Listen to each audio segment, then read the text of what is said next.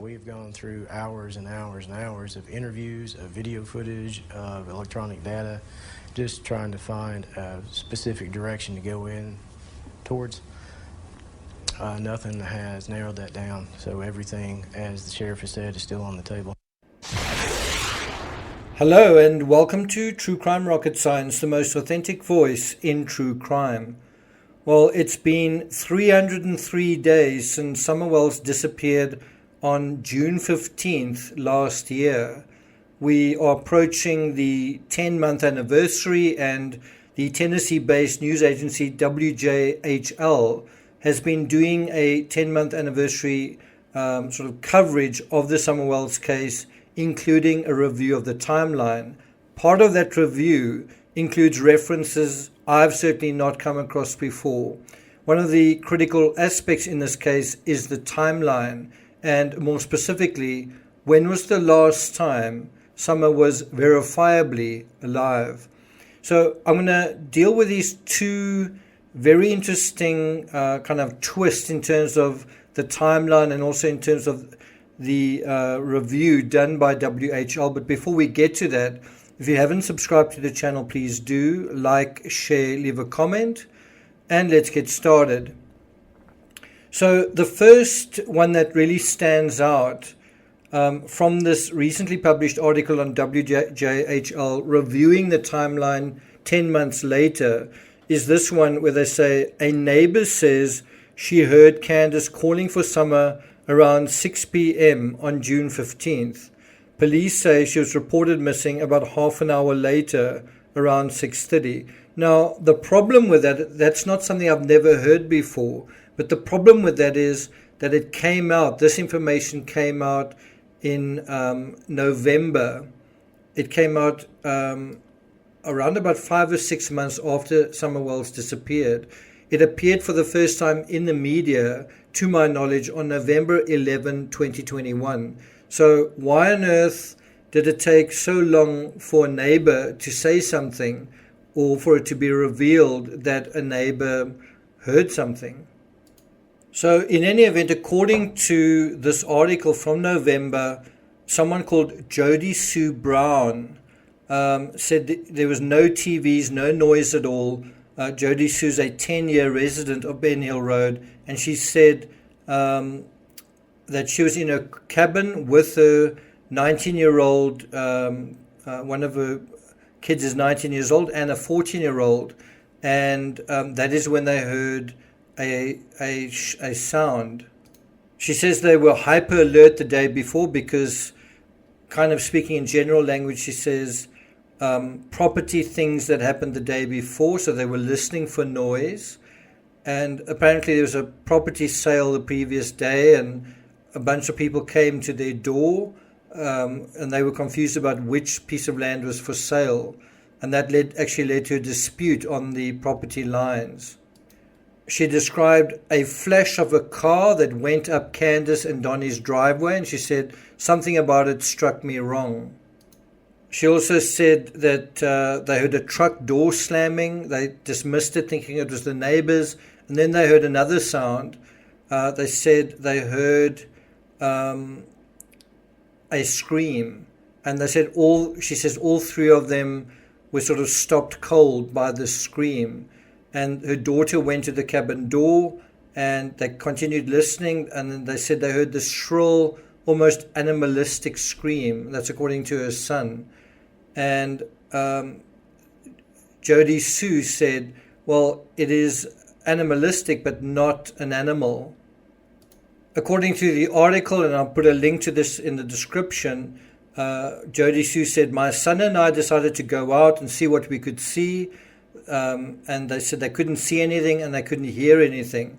And then they went on with the evening, and she said Jody Sue headed down her drive around 6 p.m. to tend to flowers. She said at that point she started hearing them calling for Summer, and then she knew that something was wrong.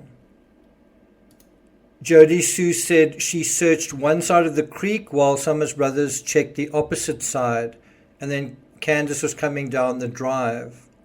When WJHL asked whether Jodie Sue had reported this scream to the police, she said absolutely that she had. Now, the interesting thing is apparently Hawkins County Sheriff Ronnie Lawson doesn't believe the scream is related to Summer's disappearance. So that's the first aspect to highlight. This apparently a neighbor heard something around 6 p.m. But in Candace's original statement, remember she said that she went for a walk. And how we know about this was relayed by police scanner audio. And what is also quite interesting is the police understood that Summer was 4 years old, not 5 years old. One wonders how that happened.